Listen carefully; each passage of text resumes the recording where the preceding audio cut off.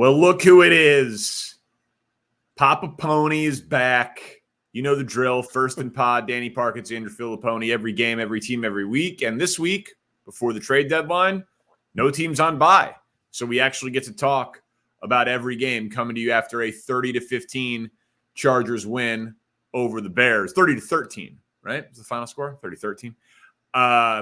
Yeah, you might want to get that figured out before 2 o'clock tomorrow afternoon. Get that final score. On the side, out of the side of my eye, no joke. Like I normally will point a thumb. I make mistakes all the time. I still have NBC on, and they showed 30-15 as the score. So my bad. Of course, Spencer has that correct. NBC very much has it wrong. I have plenty this of is your thoughts. team, so you watch this game. This is the team you cover. I don't know if we need to spend a huge amount of time on this game, but I am curious because we haven't talked in a while, and your Bears just played on Sunday Night Football. What your reaction is to this game? They did show Justin Fields on the sideline and his 6-25 all-time record. He was catching strays for really no good reason during the game. But let's hear it from you. What do you got? Well, until the 4-minute mark of the fourth quarter, which was the first time that Chris Collinsworth even entertained the possibility that Justin Fields could be A, good, or B, the quarterback for the Bears next year, even though I don't think that either of those things is an extreme likelihood at this point, it honestly felt like a 56-minute infomercial for Tyson Bagent, like saying that Justin Fields should study Tyson Bagent and could learn from Tyson Bagent. And, this is how the offense is supposed to work.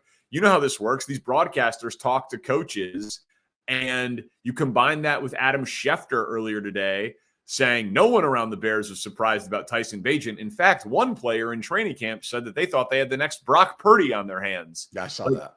It felt like the Tyson Bagent PR machine from inside Hallis Hall was out in full force. And listen, Tyson Bagent is an unbelievable story. I get why Sunday Night Football did what they did. D2 quarterback starting, West Virginia kid, world champion arm wrestling father, like a lot of firsts, a lot of never before seen in NFL history. It's a good human interest story. I get it. And he gets the ball out quick. He's smart. He's got a lot of flight miles. He profiles out to be a decent backup quarterback. But you saw it. I mean, the Chargers came in as the worst pass defense in the NFL, and they could have easily had 4 interceptions against this guy. And they scored 7 points when the game was even relatively competitive. So he is very limited in his upside. He's an unbelievable story. I think he could have an 8-10 year career as a backup in the NFL and make millions of dollars. But the Bears suck, and Tyson Bagent is not the savior for whatever ails them. And I can't wait for Justin Fields to come back, and I hope it's next week against the Saints. But for me, I think you're at a point where you would say the odds are it's highly unlikely that Fields is their quarterback next year, right? Correct. I mean, but it's okay. More likely that he's their week 1 starter than Tyson Bagent. Of course, but okay, who has a better chance of being on the Bears roster in 2024? Well, Bagent's already under contract, as is Fields. Yeah. So okay. So how would you answer that? I mean, I think Bagent is right. So for me, I think you hit it on the head. It seems like they're already spinning the PR machine to lay the groundwork to draft the quarterback and trade Justin Fields. He becomes, in my opinion, one of 3 quarterbacks, current NFL quarterbacks, not college guys, who teams will look at as a franchise player next year. Fields, Murray, and Cousins, who we all know will be available. Murray will be available in a trade, same with Fields, and then Cousins will be a free agent. And those are 3 guys who will end up with quarterback-needy teams who might not feel like they have a draft pick high enough to take one of the guys that are in college. And I'm intrigued by what those guys get traded for and who they get traded to. Jimmy Garoppolo got traded in season from the Patriots to the 49ers. The Bears wouldn't probably never do it, but shouldn't they be at least offering up Justin Fields to the rest of the NFL over the next 48 hours to see what he's worth? If they've already moved on and they're talking about how this rookie undrafted guy fits their system so well, well, then see what Fields is worth right now. Why not? Here's the reason why you can't. What if the Bears in Carolina win a few games the rest of the way, and you end up with the 3rd and the 6th pick in the draft? And well, you can guarantee yourself that you're not going to win a lot of games if you trade Fields and play this undrafted kid the remainder of the season. Dude, weird things happen in the NFL. Weird things happen. All that has to happen is you have to end up with a 3rd pick in the draft as your top. So what's the highest pick you think they'd get back for Fields then? Now or months from now? You think they'll get a 1st? No, I don't.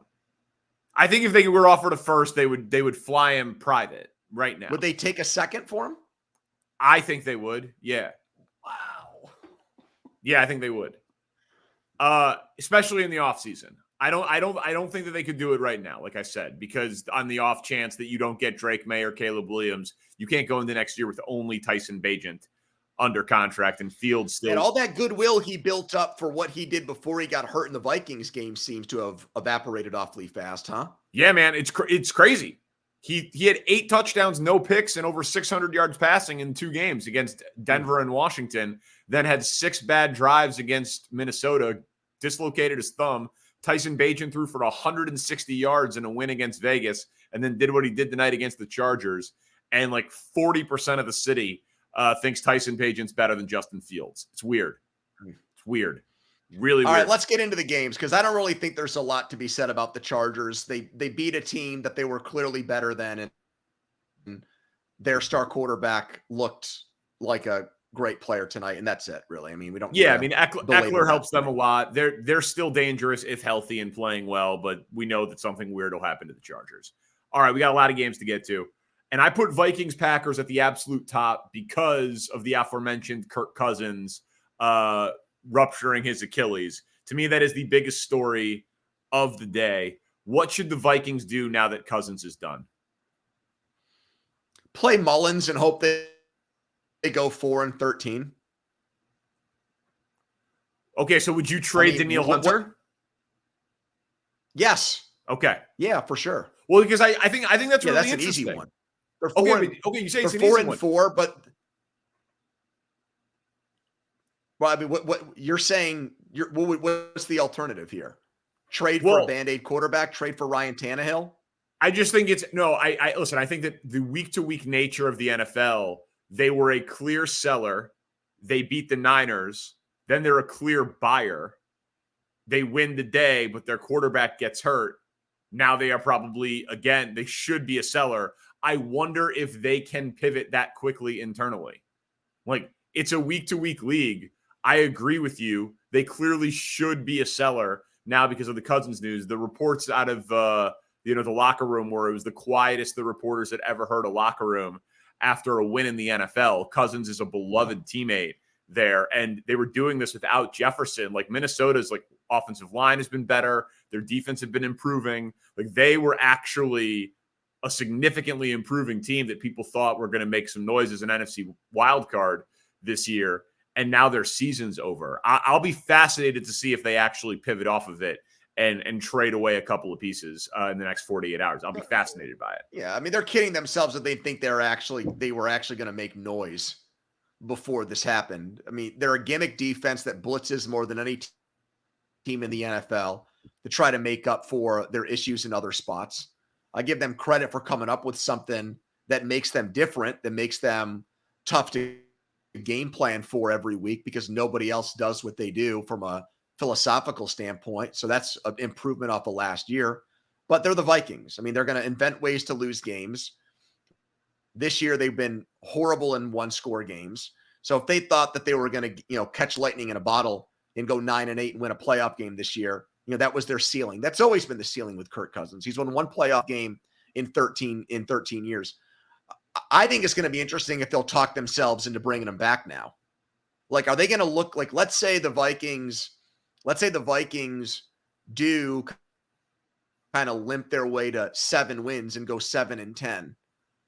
Are they going to try to get into the Kirk Cousins sweepstakes and run it back with him next year? That's what I like. I could see them talking themselves into it. And it's really bizarre. The pendulum on him swings so wildly from week to week that like his stats this year, people saying he's a good quarterback again, as if they've never watched the guy check down on 3rd and 11 in a playoff game. I mean, it's just bizarre how the narrative on him, people have amnesia sometimes and need to get reminded if he, has a stinker last year, like when they lost to Dallas by 40 points. Like his numbers are good enough where people trick themselves into thinking sometimes that you can win and sustain success with him as a quarterback. I got to be honest. Him doing this without Jefferson has been impressive. Did you have him throwing for 450 yards against the Niners without Justin Jefferson? Or no, the offense having 450 yards of offense, rather? No, I mean, I didn't, but like we need to have a new conversation about the 49ers and what's happened with them over the last few weeks. So a little bit of the shine is off that performance for sure. Yeah, I agree. I mean, you think it would be a good idea? Like, do you think it would be a good idea for Minnesota to bring him back and pay him another $35 million a year? No, I don't. I think that they should be ready to pivot, but I don't think that there are 12 quarterbacks in the NFL that are better than Kirk Cousins.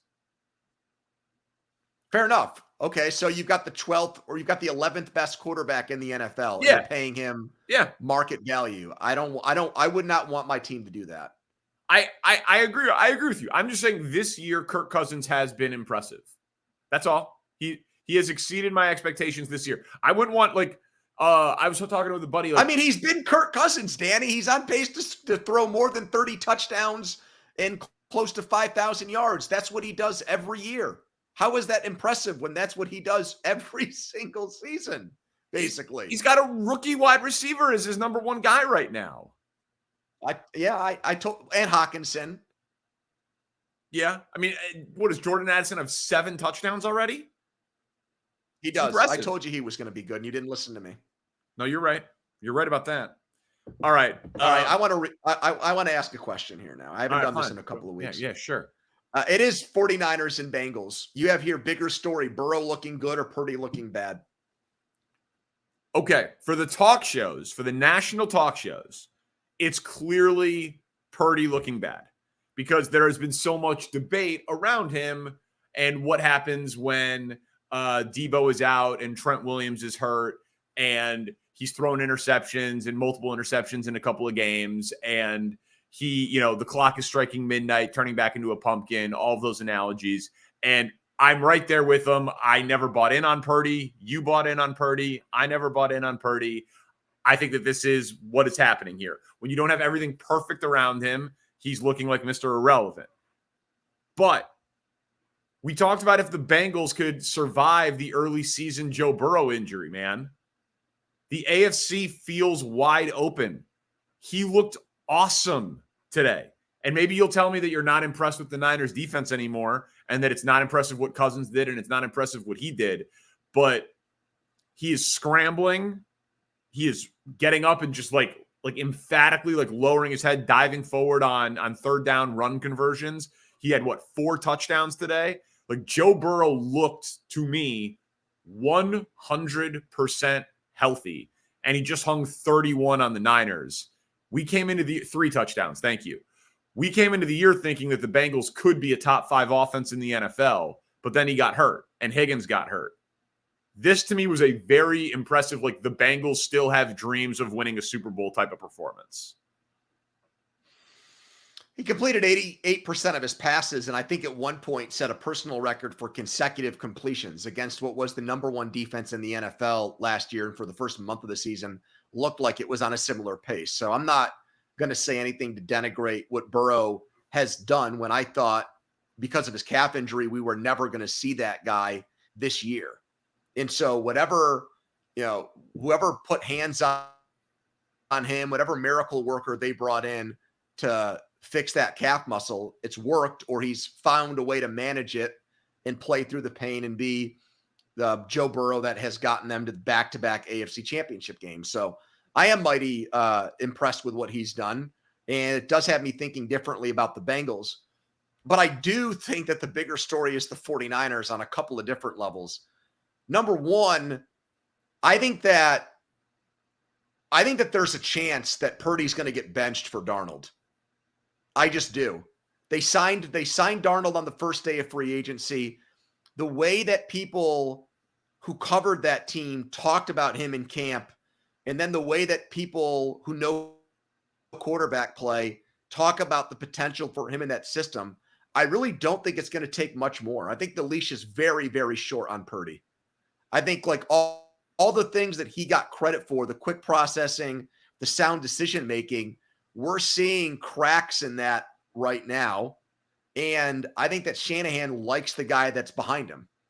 So I don't think he's going to have a high tolerance or patience level is my point. So I do think we're going to see Darnold play at some point. And I don't think it's going to be because of a concussion or an injury.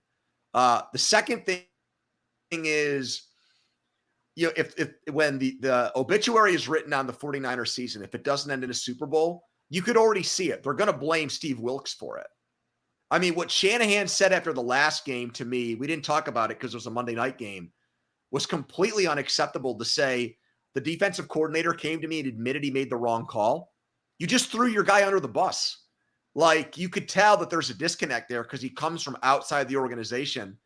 And I don't know if that's going to get fixed. Are they going to strip him of play calling and have somebody else who worked under him in DeMeco Ryans take over? I guess they could. But that just sticks out to me now that, like, there seems to be trouble in paradise with the defensive side of the ball because of a guy who I thought they brought in to make that unit elite, a guy that really might be a head coach in this league with the job he's done in Carolina last year. But I mean, that to me reeks of like dissension, what's going on in their coaching office right now. Chiefs and Broncos. How big of a deal is this loss for the Chiefs? So I don't think Mahomes should have played today. And I think there's this Michael Jordan complex because of what the guy did when he was sick that permeates all of sports. And if we don't have if we don't romanticize things like that, I don't think Mahomes tries to will himself out there against Denver when they've got a trip to Germany to play Miami next week. I thought that was short-sighted. I thought what they should have done today was say, we've beaten this team 16 times in a row. Let's have an organizational win, and let's put a backup out there, and we'll beat them with the power of our entire roster. I thought that was a mistake to play Mahomes at way less than 100%. What do you have to gain from that? Well, it's not like it was an injury. It's not like it's going to impact his ability to beat Miami because he played in this game. He had the flu. No, I understand that. What I'm saying is, why you said he was short-sighted? Because I thought it was because I thought he gave them. If the guy is sick and way less than 100%, we're not talking about an AFC Championship game. Just let him rest. I mean, listen, I think that if Sky Moore catches that pass at the end, they maybe start getting something turned around and come back. But listen, I don't know. I don't think it shouldn't come down to one play against Denver. I'm sorry. I agree. We shouldn't talk about. They gave up 70 points and 700 yards in a game this year. Well, listen, I don't understand why anyone would look up to or romanticize Michael Jordan. I can't imagine why that would happen. I'll make a prediction. The best receiver on the Chiefs is not currently on the roster. They are going to make a big move before this Miami game. Really? Who? Mike Evans, Jerry Jeudy, Hollywood Brown. I don't know who. But why would you not? Their defense looks like they could win a Super Bowl. Kelsey is still clearly in his prime. Mahomes is obviously in his prime. The offensive line is spectacular. You have not been a consistently good passing team this year. Tony and Sky Moore and Rice and all these guys either young, inconsistent, or straight up bad. Go get... They already traded for McCole Hardman. Right, who muffed the punt. They had 4 turnovers today. They were mostly giveaways, not takeaways. Go spend a 3rd-round pick on Mike Evans' contract who's expiring Like, dangle it out there. Go get the best playmaker you can for a 3rd-round pick. I just wonder in two things on that. You win a Super Bowl without Tyreek Hill. Yeah. And is there a belief there with Mahomes and Reed that they don't need to make that trade and give up a premium pick and take on a big contract, that they'll figure it out in the second half of the season? I think there probably is, and that's what's going to prevent them from making the deal that you describe. I also think, is there a little bit of, we could have had DeAndre Hopkins, we could have had Adam Thielen, we could have signed either one of these guys in free agency who would have made us better. We didn't. So now they're going to it's like, I could have had this car for $25,000 2 months ago. Now I'm going to pay $40,000 for it. Like, I wonder if there's that urgency there to make what they might look at as a bad deal to help them win now. We'll make a side bet on that. I don't think they'll make a trade for a wide receiver over the next couple of days. I listen, I don't know if they will, but they should. And I would bet on it, man. How many more years does Travis Kelce have when he's elite? Maybe 2 or 3. Best case scenario. Best case, dude, he's 34. Yeah. Best case scenario. Best case. So every year with him in his prime is precious, man. I guess that's it. Even if he wants to keep playing football, the guy looks like he's, angling to be the next The Rock. Looks like he wants to start and be like a he's well on his way. Actor, entertainer, yeah. But so I hope they do. I hope they make an aggressive move to add someone this year. And I think any of those names would help tremendously. All right, this is your game, Steelers-Jaguars. Deontay Johnson after the game said the refs wanted the Jags to win. I'm sure he will be fined, but was he right? He was right in that we saw egregious miscalls at the end of the first half of this game in a very close, ugly football game that really dramatically increased the likelihood that Jacksonville was going to win. And if people missed it, you had an obvious roughing the passer penalty that got missed, especially given the standard that was set earlier in the game when the Steelers got called for a hit on Trevor Lawrence that ended up with Pickett leaving the game with a rib injury and not coming back in the second half. And then they kicked a 55-yard field goal that was called back because the ref said a guard lined up offside. And then they pulled up pictures of it after the game, and there was no proof. Mike Tomlin flipped out on a female official on the sideline and said, "What the F are y'all doing today?" It got that heated. It just, look, it sucks anytime you have a team with a very small margin for error because of how limited they are offensively, and you're playing against a team that's better than you, and you feel like you're not only playing that team, but you're also playing the refs. And what makes it worse is it's at home too, where you anticipate you're going to get 50-50 calls and you're going to get the benefit of the doubt. And so that's what I think threw these guys off. I mean, I give Johnson credit because he knows he's going to get fined probably at least $50,000 for it, but it was bad. Because those were like, listen, I think I love when guys call off the refs, and I think the fines for it are stupid, and I think they're overly protective of the refs. But that was a aggressive call out of the refs. My guess is that fine will be pretty substantial.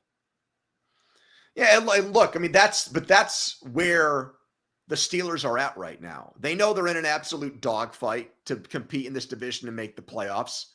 They know that they even riding a 2-game winning streak, their offense is just so remedial that a 3-point swing like that in this game, given what their defense is capable of doing, can be the difference between a win or a loss. I mean, it's possible that they look back on this game and that's the difference between them making the playoffs and missing it.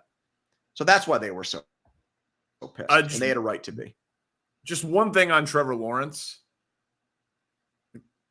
The red zone turnovers are just maddening. And him in the rain has now been a thing, like Jacksonville in the rain overall. But like, I don't know, man. That guy makes some high-level throws. Just some unbelievable, like he makes some throws that you feel like he could be a top 3 quarterback in the NFL. And then he makes some turnovers that are like, when is he ever going to have it click in and mature?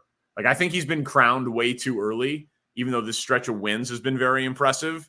But like, if you just took the highlight reel throws from him, you'd be convinced that he's a first ballot Hall of Famer. He had some excellent plays today. Well, I actually thought the MVP for them was ETN on offense. I think that guy is a stud, and I never advocate taking running backs in the first round, but he makes plays as a pass catcher too, like he did on that long touchdown that gave the Jags a 2-possession lead, that make him right now a very valuable commodity and a dude that they wanted to give the ball to, it seemed, on every single play while he was healthy and in the game. All right. Next one. You have the Browns and Seahawks here. Is Cleveland dangerous if Deshaun Watson ever gets his bleep together? So, like, I know Seattle wins this game, so I could imagine if you're a Seahawks fan listening to this, you're like, why are you asking the question from the Browns' perspective? But it just... And we do have a lot of Seahawks fans out there who are big First and Pod. We should be huge in the Pacific Northwest. You know how much we love Gino. I appreciate you caring about their feelings and emotions after that win. I'm just saying, like, they are in all of these games. Their defense had been the number 1 ranked defense in the NFL. They obviously, like, suffered the Chubb injury, which has been devastating. But, like, if they actually had the quarterback that he was supposed to be, a dude who had a 5,000-yard season at 24 years old with Bill O'Brien, like, if he was what they paid for, they'd be a contender in the AFC right now. And maybe you're like, well, yeah, obviously, if they had a great quarterback, they'd be a contender. Like, way to go out on a limb. But it just feels like so torturous if you're a Browns fan to have gone through all of that to get him, to have him fall flat on his face on the field and have the rest of the team around him actually seem to be fairly competent. So I don't feel bad for Browns fans because obviously they sold their soul to the devil, and I know you fight with them all the time. But man, if Deshaun Watson was good, I feel like we'd be in for a run that, like, I don't know, I haven't seen in my entire life, the Browns being relevant and have like a wide open window of contention for half a decade. And I think they've actually somewhat successfully weathered the Nick Chubb injury storm. And he's one of the best players in the entire league. And they've been able to run the ball without him. Look, if I'm Deshaun Watson, I'm ecstatic that the Seahawks won today. Like, I'm on that team flight, that long flight back to Cleveland, and I'm very quietly celebrating because I would not want to deal with the reaction to, okay, they took the show on the road against a team with a really good record, and this style of football with PJ Walker netted them another win. And I think that would have only turned more Browns fans against him. Like, he needs, for Deshaun Watson, not only does he clearly need to come back and play better, but in the court of public opinion, like, I think he needs the Browns and their fans to feel like he's he's irreplaceable, right? I mean, like, the fact that they're winning games or almost won another game today without him, my reaction would be, why did we give up the draft picks and pay this guy $230 million guaranteed? We don't need that. So, yeah, that's the complex there that they're struggling with, that he's having to deal with. Look, we know how fragile guys are. I don't think Carson Wentz could handle the Eagles winning a Super Bowl with Nick Foles and the way that killed his career mentally. And I think some of that could go on in Cleveland the more they win while Deshaun Watson sits on the sideline. Commanders and Eagles. A.J. Brown continued his streak of 125 yards or more receiving. He now has the NFL record. Where does he rank for you in terms of Offensive Player of the Year candidates? Well, I put him behind the wide receiver in Miami off the top of my head. I'd still give, at his own position, I'd still give Tyreek Hill the nod. Yep. It's really not a quarterback award anymore because we just give the MVP to quarterbacks. Spencer Texan, Christian McCaffrey, and the great run he's on. He scored another touchdown to tie the NFL record with 17 in a row. He'd be on that short list too. Yeah, I think he's like in the top 5 right now. Yeah, well, so I mean, I have the he's- odds, and you guys named the top 2. Tyreek Hill is plus 135, McCaffrey's plus 155, and A.J. Brown's plus 850. So I basically just wanted to talk to you about whether or not you think that's a good bet. Because Hurts gets more credit than probably Tua gets for Tyreek, and more credit, and like McCaffrey gets more credit for the Niners offense, certainly, than Purdy. So like, and Tyreek, and we'll talk about him in a little bit. Like, he's on pace for 2,000 yard and shattering the single season receiving yards record. But both of those guys, I feel like Tyreek's always like a minute away from pulling a hamstring, and McCaffrey plays such an injury-riddled position. A.J. Brown is having a monster of a season. He's on an absolutely ridiculous run. So 8.5 to 1 for him when Hurts is not putting up the dual threat numbers that he's put up before, and their defense is such that they're going to have to be in a lot of shootouts, airing it out.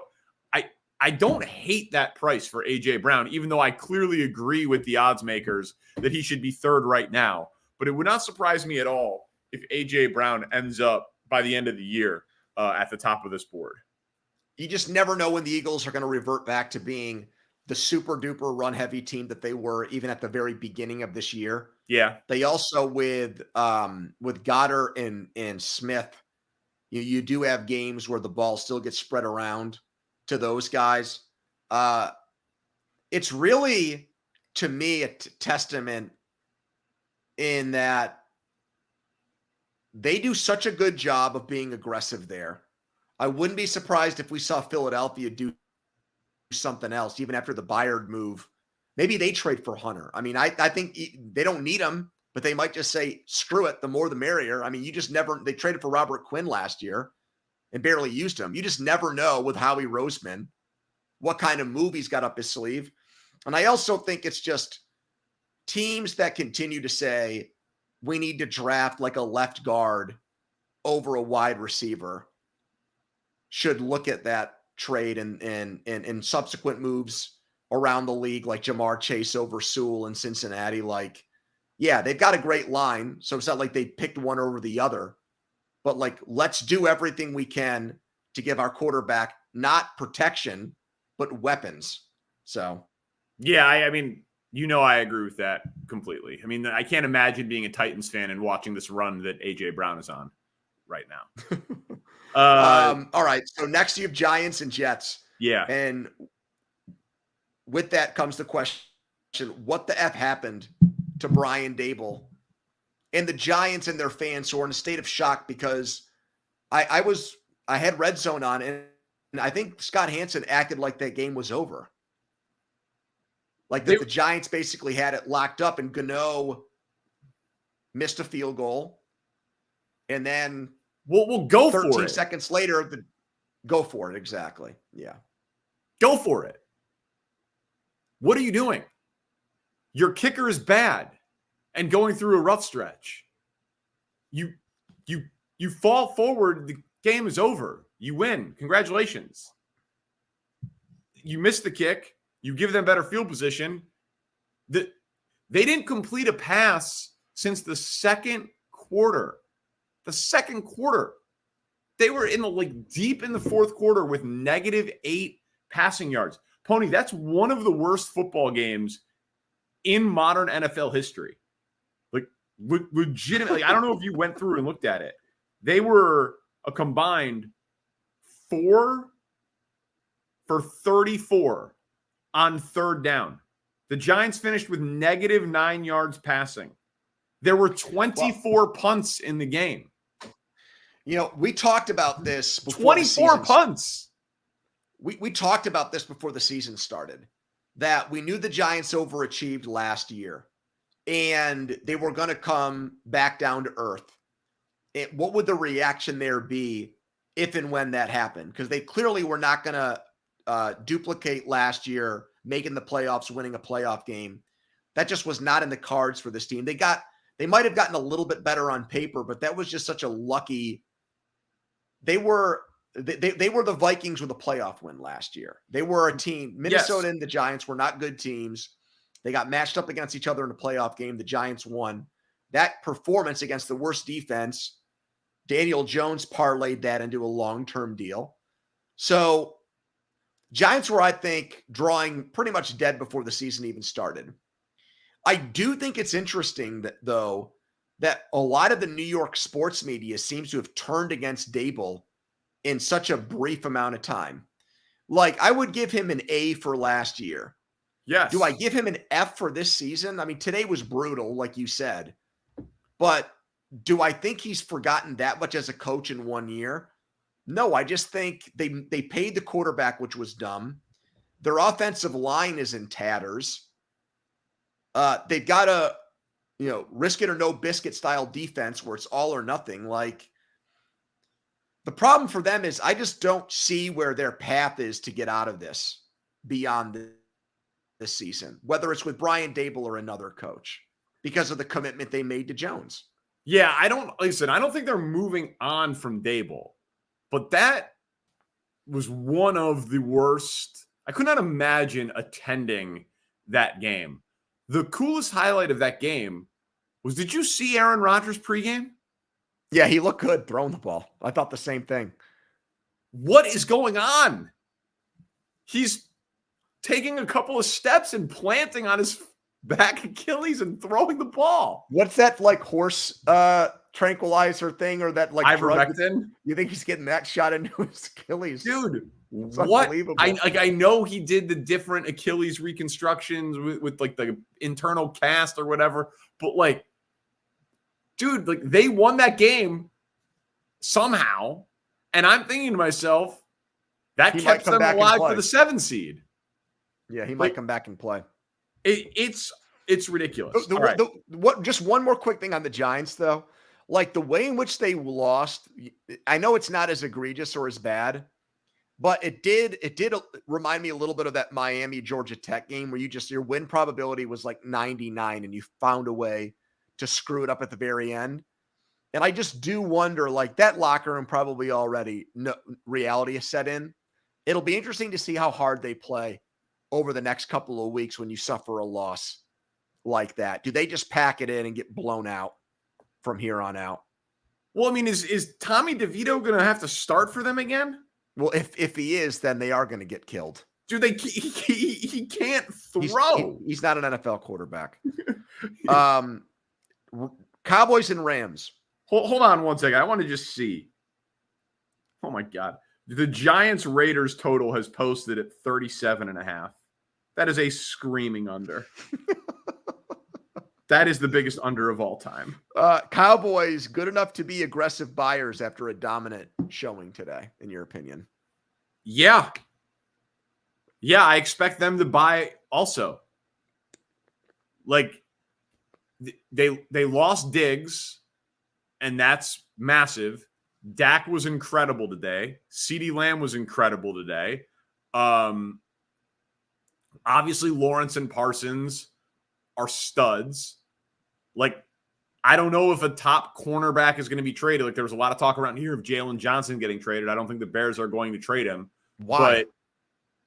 He's a free agent at the end of the year. I know. I think the Bears are going to franchise tag him or sign him. But, like, if Jalen Johnson got traded, that would make sense. If the Broncos, like, if they wanted to give up a first-round pick for Surtain, that would make sense to me. Well, hold on a second. If Surtain is going to get traded for only a first-round pick, then there's probably 10 teams in the league that should make that trade. I agree. That's it's probably going to cost more than a first-round pick. He was an all-pro at 23 years old. And I know that he's not having the best season this year, but look at their defense in general, and they have played better the last 3 weeks, him included. See, I think Dallas shouldn't aggressively pursue a trade like that, but here's the thing.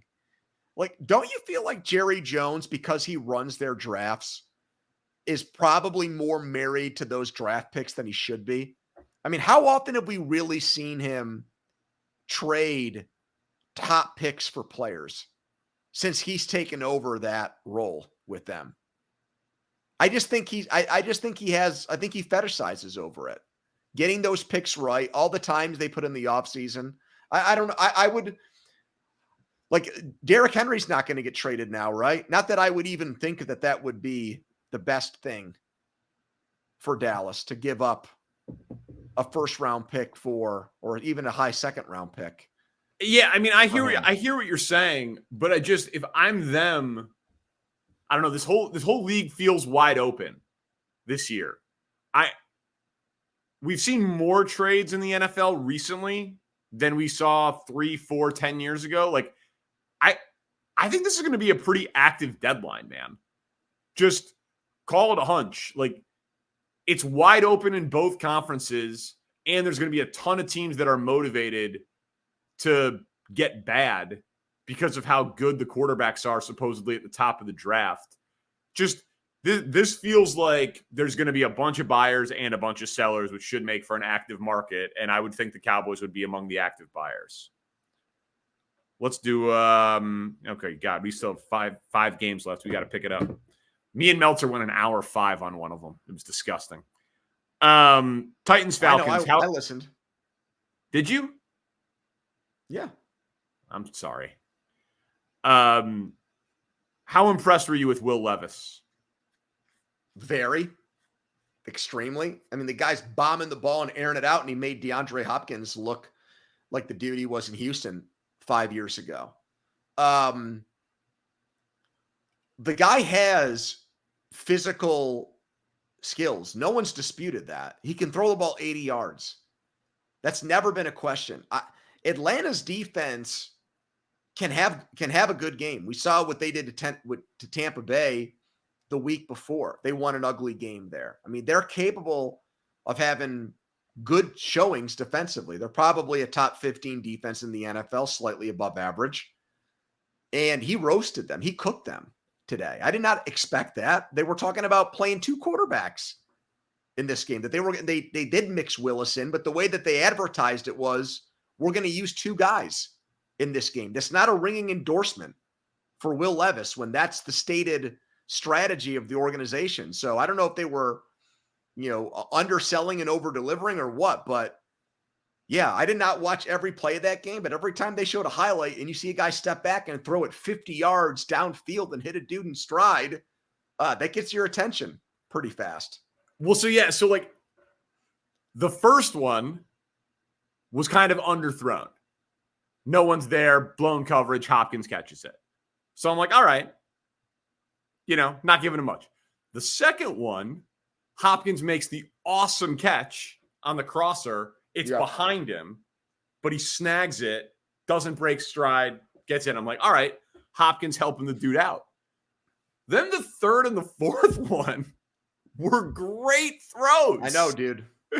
I was like even kind of faded him, kind of talking it down, 2 touchdowns in.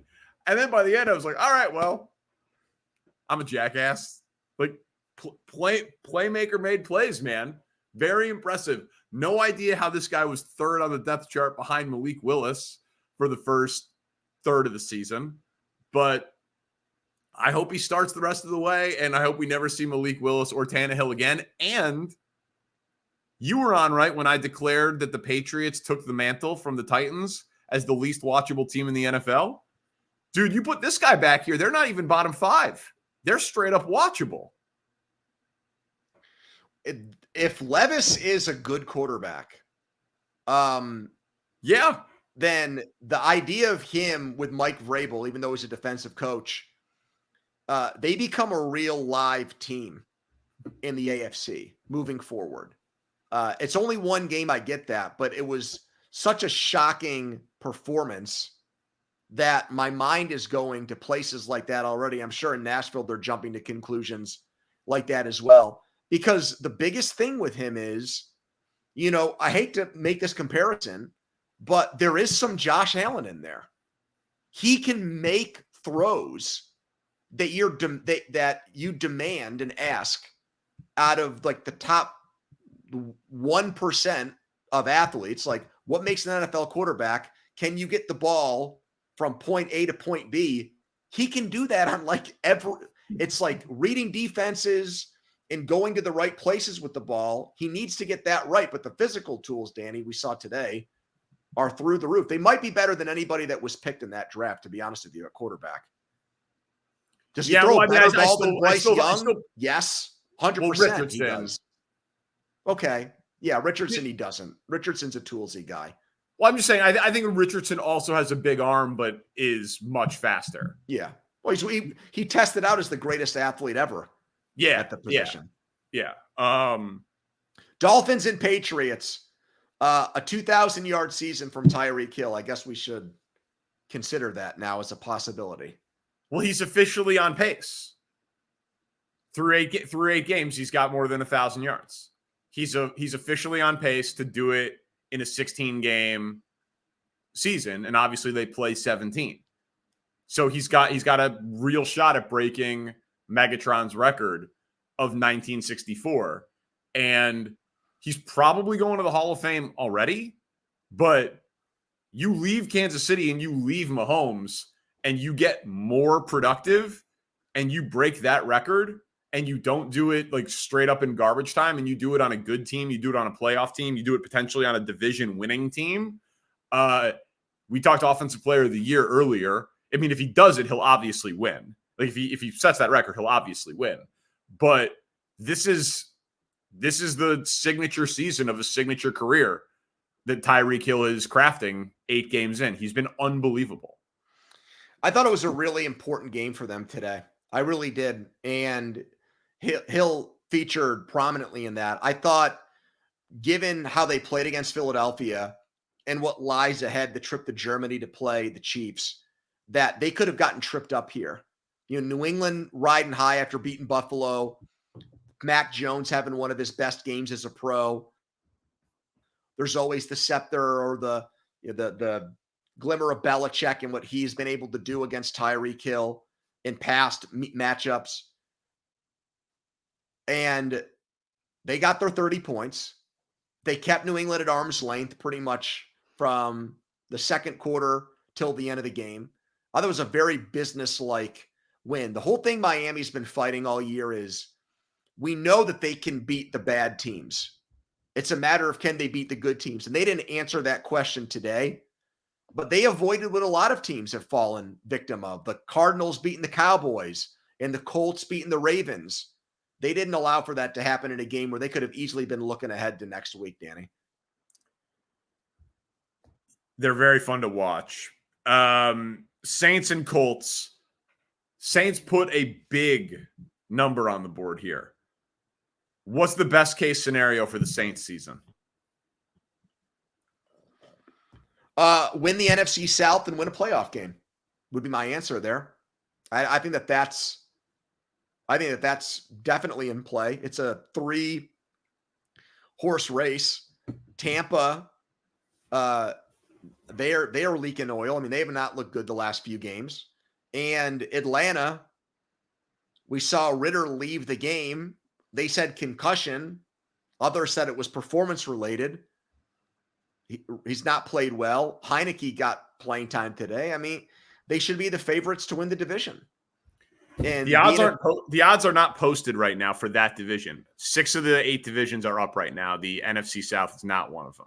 So I know that Seattle's leading the NFC West right now, but I'm still going to pick San Francisco to come back and win that division. So really right now, with the Saints are in this spot, just like last year with Tampa. Whoever's the runner-up in the NFC East, that's who the Saints are going to play at home in the first round of that's who the winner of the NFC South is going to play. Eagles, Cowboys, the loser of that NFC East race will probably make a trip to New Orleans in January. Right? And I mean, yeah, listen, New Dallas, Orleans won that game against Tampa last year, but I would give New Orleans a much better chance of winning that game than what Tampa did as an 8-9 team against the Cowboys last year.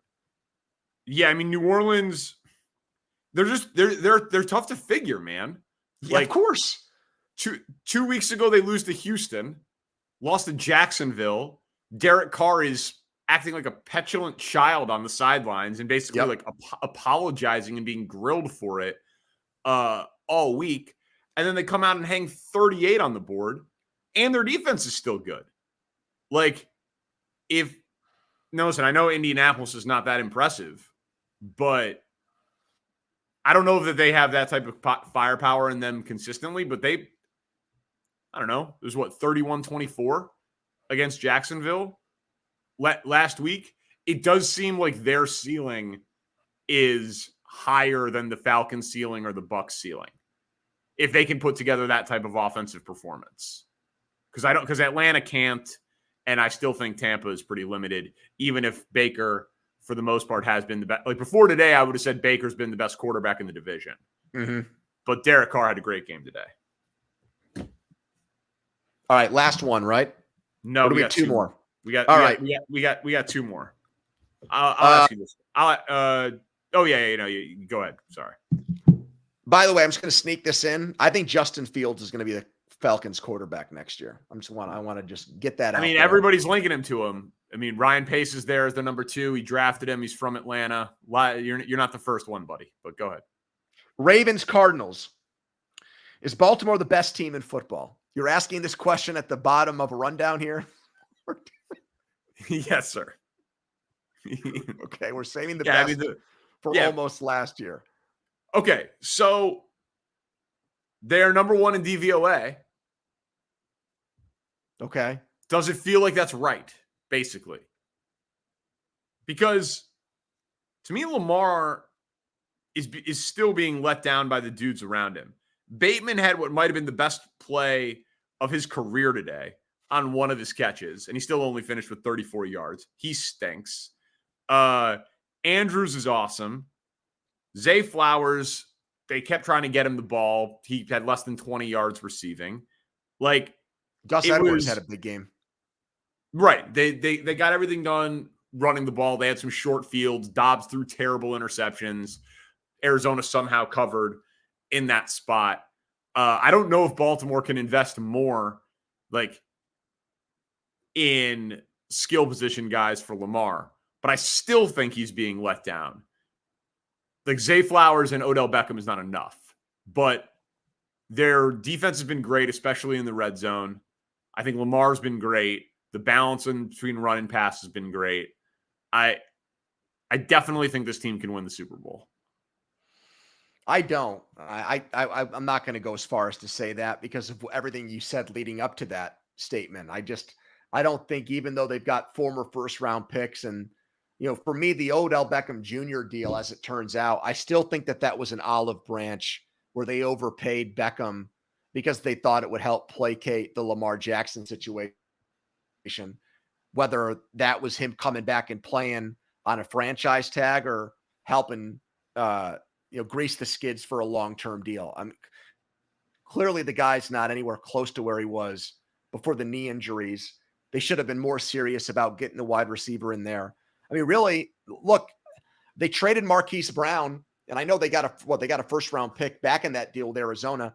They could use a guy like him right now. Yes, they could. Could they get him back for cheaper in the next 2 days? He's in the last year of his contract. That would be interesting if there was a reunion there. I mean, it's a new GM in Arizona, so he doesn't feel like he would be trading Brown for dimes on the dollar because he's not the guy who made that deal.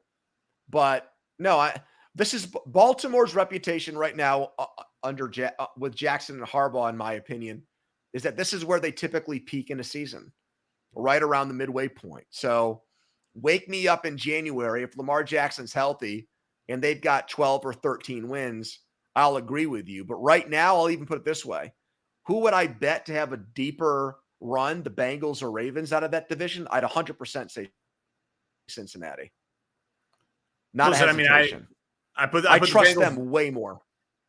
Yeah, I put the Bengals very high up in the rundown. I put the Ravens at the bottom, so maybe that's my subconscious speaking.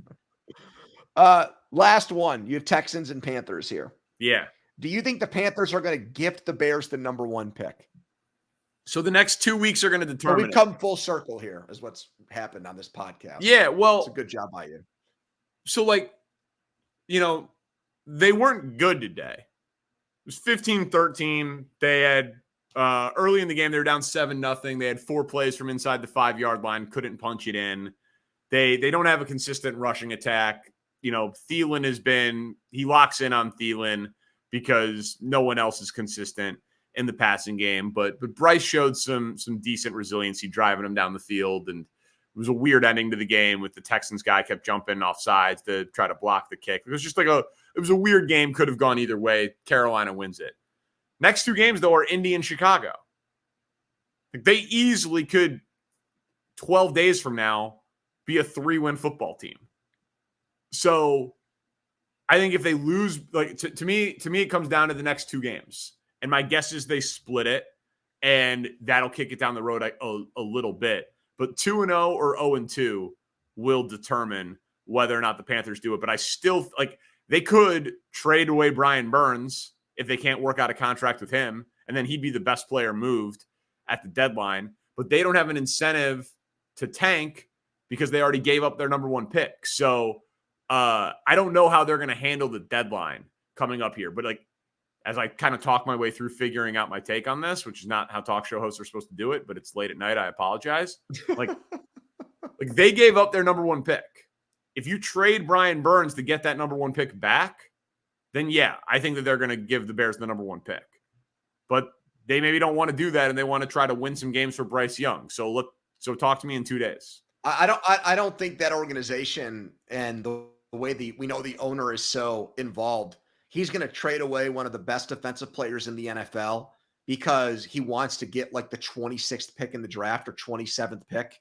He's going to prioritize it that much. I would not do that. No way. I mean, you still got your second round pick, right? So you're going to pick 32nd or 33rd or 34th. Why?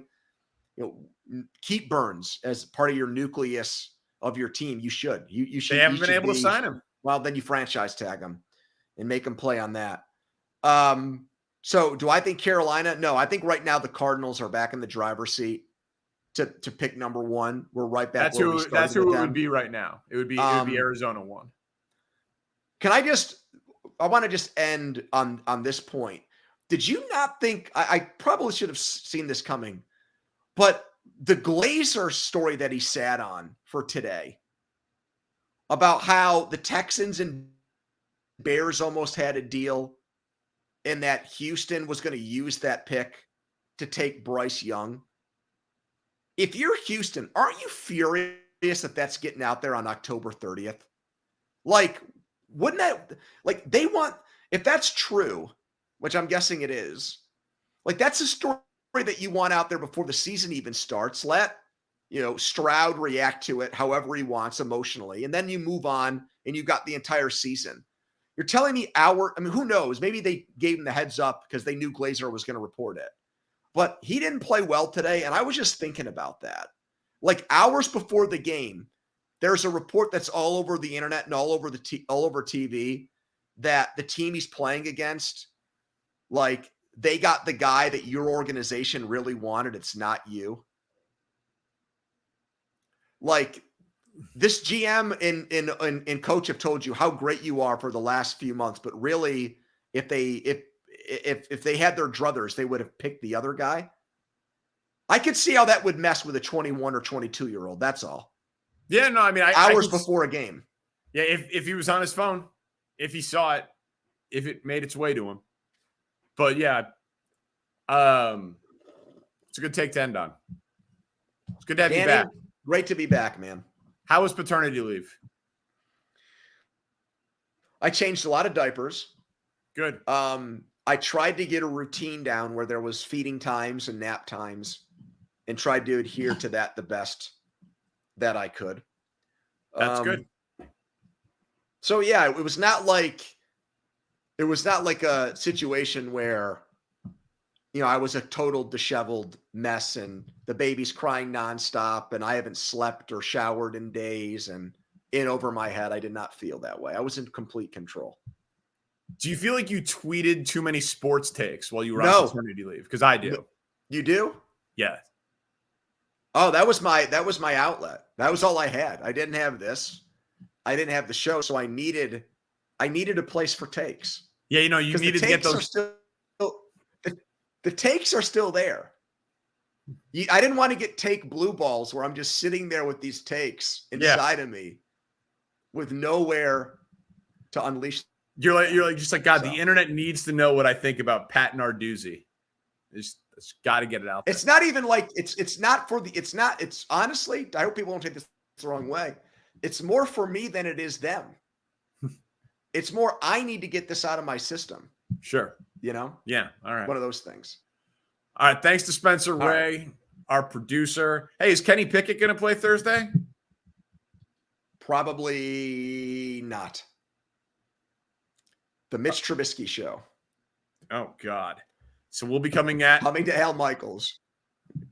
Mitch Trubisky against Will Levis. First and pod. Michaels might fall asleep on the air. He might. At this rate. All right, dude. Good stuff. All right, buddy. Peace.